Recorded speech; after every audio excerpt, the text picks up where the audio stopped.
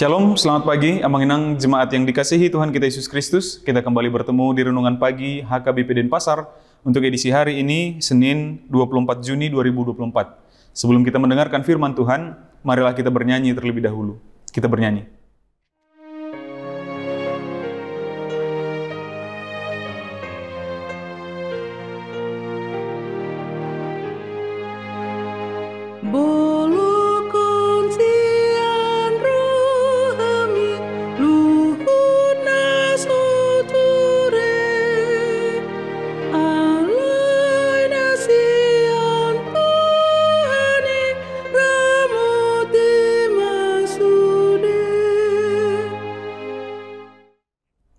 Anugerah dan damai sejahtera dari Allah Bapa dan dari anaknya Tuhan Yesus Kristus kiranya menyertai kamu sekalian.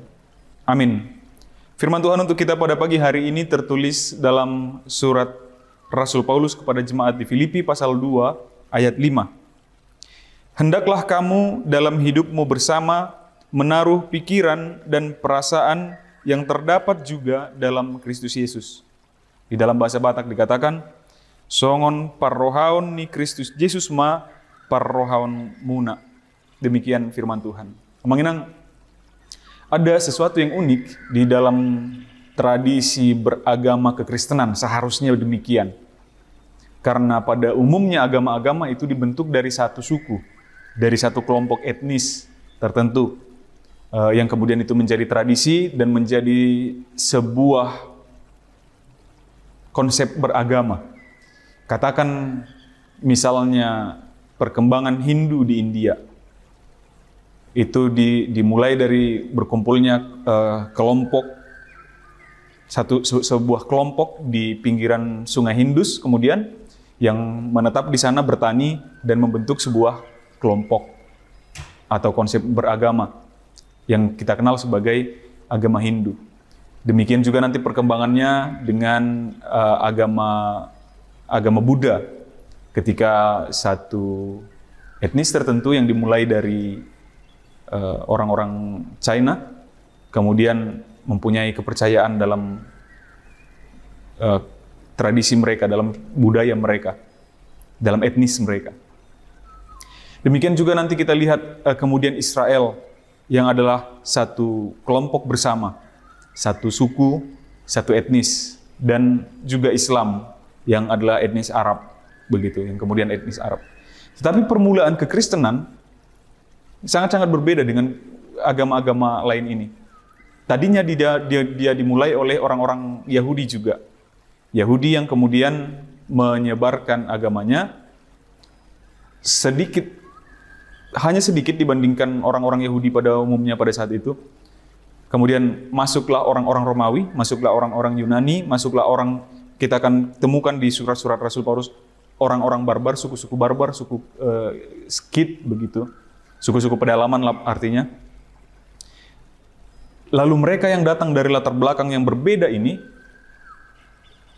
dari tradisi yang berbeda ini, ada orang Yahudi yang bersunat, ada orang-orang non-Yahudi yang tidak bersunat, ada yang percaya kepada roh-roh alam, ada yang percaya kepada roh-roh nenek moyang. Tadinya ada yang punya tradisi seperti ini dan tradisi seperti itu. Mereka sekarang digabung di dalam satu ajaran yang disebut dengan kekristenan. Tadinya mereka punya latar belakang bersama, tadinya mereka punya kebiasaan yang sama, tradisi yang mohon maaf yang berbeda maksudnya. Sekarang mereka akan disatukan di dalam kekristenan ini. Maka inilah yang mau diingatkan kepada para jemaat Kristen mula-mula tersebut, Amanginang. Walaupun mereka punya dasar atau latar belakang yang berbeda-beda, tetapi di dalam kekristenan mereka akan sama. Tidak ada lagi budak atau orang merdeka, karena waktu itu masih ada sistem perbudakan. Tidak ada lagi orang Yunani atau Romawi atau Yahudi. Tidak ada lagi orang-orang suku barbar, suku Skit. Tidak ada lagi bangsawan atau bawahan.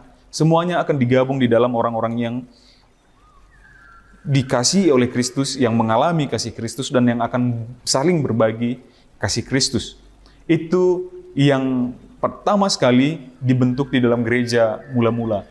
Sebelum ada doktrin ini dan doktrin itu, sebelum ada dogma ini dan dogma itu.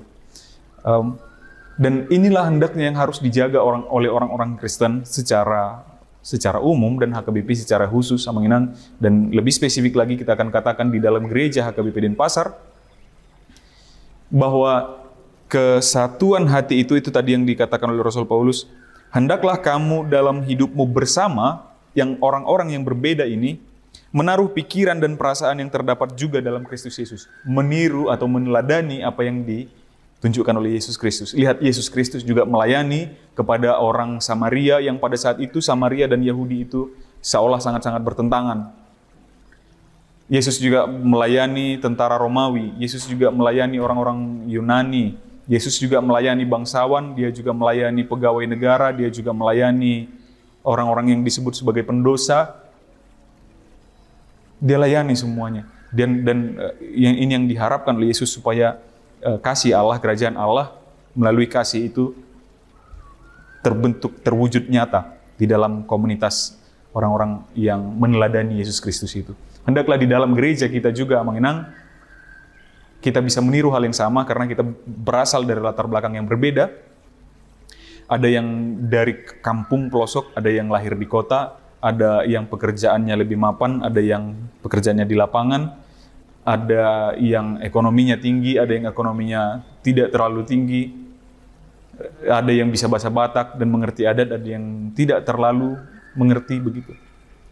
Maka sekarang di dalam komunitas ini, di dalam kekristenan ini, di dalam ke-HKBP-an ini, di dalam HKBP Denpasar ini, kita akan satukan semuanya itu, kita akan meniru berfikirnya Yesus, bukan berfikirnya kita masing-masing. Bukan mengandalkan diri kita, tapi mengandalkan Yesus Kristus. Supaya di sanalah terwujud kasih karunia yang dari Allah Bapa. Demikian juga di rumah kita masing-masing, di keluarga besar kita masing-masing. Biarlah kasih Kristus itu yang mengarahkan pikiran dan perasaan kita di dalam komunitas kita bersama. Amin. Kita bersatu dalam doa.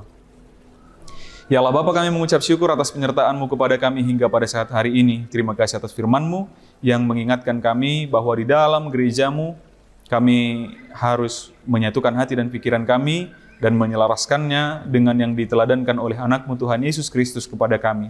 Kuatkan kami untuk dapat melakukannya ya Bapa, di dalam keluarga kami, di dalam gereja, dimanapun Engkau perbolehkan kami dapat bersekutu dengan orang-orang percaya, biarlah kedamaian yang daripada-Mu tetap menyertai kami.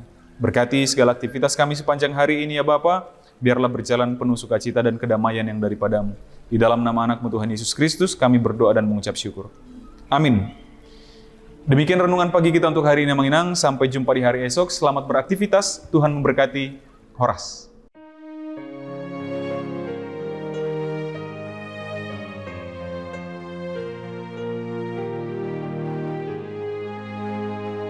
Jauh